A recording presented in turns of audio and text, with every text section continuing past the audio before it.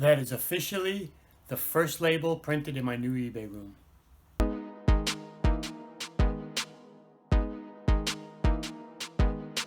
What's going on, guys? Welcome to another non-thrifting thrift vlog.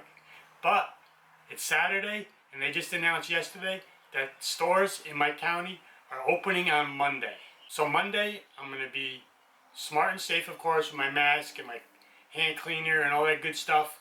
You know, keep away from people, but I will be out there Monday and I'm going to hit the Goodwill and one, maybe two of my good local thrifts, because I've got to start replenishing this inventory that is just down. It's going to take me probably a couple of weeks just to get back to where I was when everything closed as far as inventory level. But I'm almost done with my eBay room. I'm probably like 90-95%. I'm finishing up a few little projects. And I got 3 things that just sold a little while ago this morning that I'll show you those just to get some, you know, what's sold type thing, pack and ship on this video. And then I'm going to show you a few cool items that I've created in my room as far as like storage and space saving and just unique. I like to be creative and make things myself. So thanks for checking out the video and let's get going. Now here's something I built to be creative and to use dead space for storage. It's on the side of my storage rack that I built, and it's to store golf clubs and baseball bats. I attach it off the edge, put a little support board on the wall, and I can hang. I can store 1, 2, 3. Right now I can store 6 bats and 10 golf clubs. And I have room in the back for one more row if I want to make a third. Came out pretty good, and it takes up this dead space. Now, I'm not going to turn this into a woodworking channel. Don't worry about that. But in case you like that and maybe you want to make it yourself, I'm going to show you a quick clip of how I made it. Alright, so all I'm doing is I'm using 1x3s. And I have to measure the length from the end of the shelves to the wall. And then what I'm doing, I'm using a drill bit. These little step-down drill bits are best for drilling holes like that. So I start by drilling the holes. I got 4 drilled already, so I'm going to do 1 more.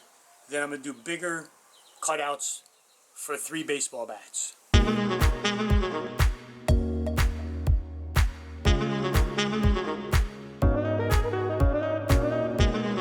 now I'm going to saw open so it becomes like a U shape almost.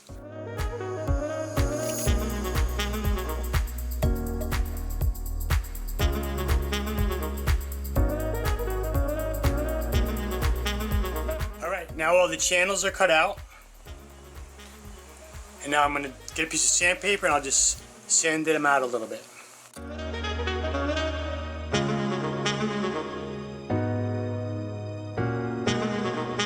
Channels are sanded out. Doesn't need to be perfectly shaped. Still going to hold it right. I'm just going to put a little clear coat over it, and then we'll hang it up. Alright, so 3 items that are going out today that I have to pack up now. The first one is just a little Jurassic Park Hummer from 1994. This is the very last Matchbox car I have. I had bought like a year ago a carry case that had probably 40 cars in it for $5 with the case.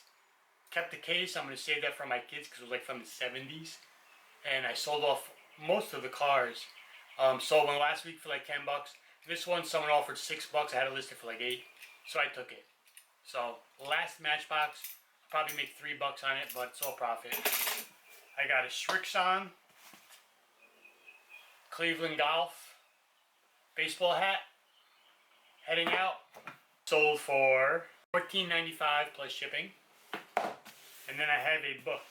Hard Times. It's by Studs Terkel. It's a book about the Great Depression. And this book is old, and it's autographed. It's personalized, but it's signed by the author. 1970, it was printed. So this is an old book. Picked this up for $1 at local thrift.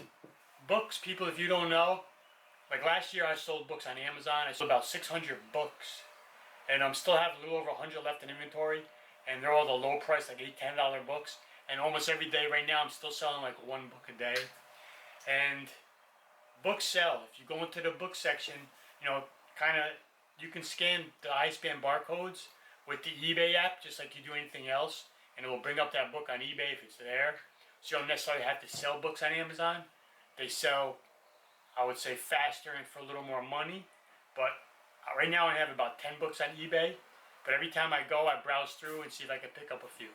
So this only sold for like 15 bucks. I think I had shipping on it as well.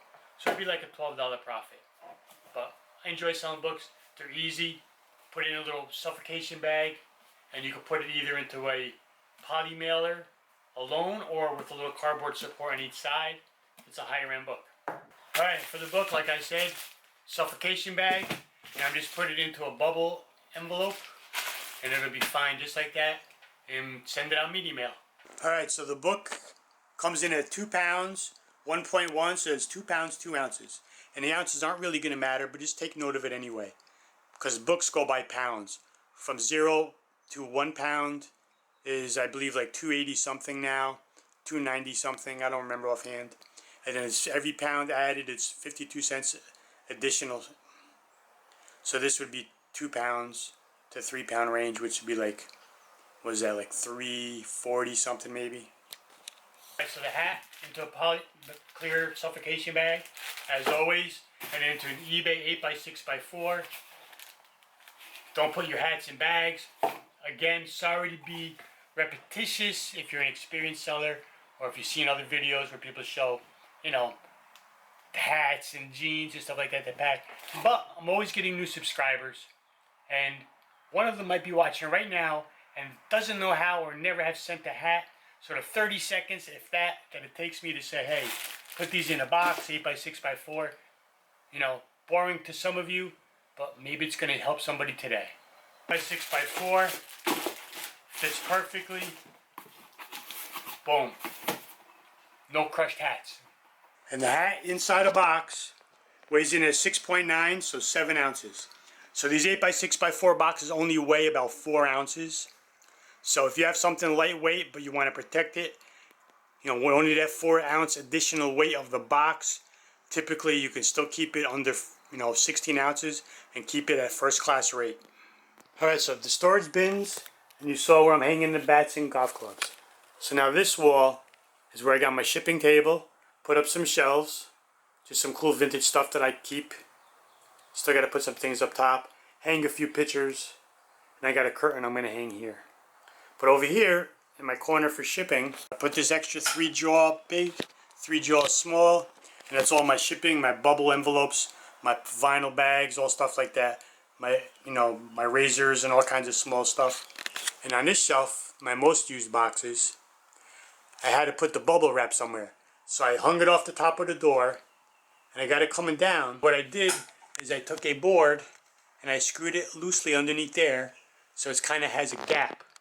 And then I just feed the bubble wrap through there, so it's kind of like a dispenser coming out the front of the shelf unit. So when I need bubble wrap, I just reach over, pull it, feed it out, rip it off. And it keeps that big unit out of the way. And then this wall, my storage unit, top shelf will be all excess. I got some more boxes coming, I'm just going to load them up top. You just saw that. And I just bought a little 3 drawer unit that fit perfectly for like a bunch of smalls and stuff that I can just for extra storage. And of course you saw my picture table, and I got this really cool light. You've probably seen something like this in other people's videos. That's the brand. And it's big light, clamped it right onto this little shelf unit in the corner, and it just sits there. But it's flexible. So when I bring out my table, I can flex it and put it right over the table and have a down light. And it also rotates within its little mount. So if I wanted to rotate it and put it over the desk, I could do that. Not used, you just straighten it out and it's up out of the way. So it's pretty cool. And I picked that up on a estate sale like last year, and I never sold it, and I just glad I kept it, and it came into good use. Now my desk area is not done. I got my microphone, I got my Rolo, I'll put a ring light. I just put up this little shelf just to put like a few pictures or odds and ends, nothing big. And I'm going to put a TV on the wall right there. And I know a lot of people complain about Rolos, the fact that there's nowhere to store the labels, kind of like in a Dymo, even though in my opinion a Rolo is a better printer, that you either have to have the roll, you know, and you can rig something up like my buddy Kevin from Commonwealth, he put a like a toilet paper holder in the back, or you just have to have the fan fold stack piled behind. What I did, if you're new to my channel, you never saw this. If you're old, you would have known. I cut a slot in the desk, fed them through, and I just keep the stack underneath. And it feeds up and in. I don't have to have a pile behind. And of course I got to do my wire management. So I tack these down with wire clips. Keep everything nice and organized. Alright, so that's it. That is my eBay room. Pretty much just about done. A few things to do over there, and then we're complete. Alright, so that's going to wrap this one up. Just wanted to get a little quick video to stay active and put something out. Like I said, Monday's opening up, so watch for a thrift video to start coming back. So, thanks. I got some new subscribers. Oh, let me show you something.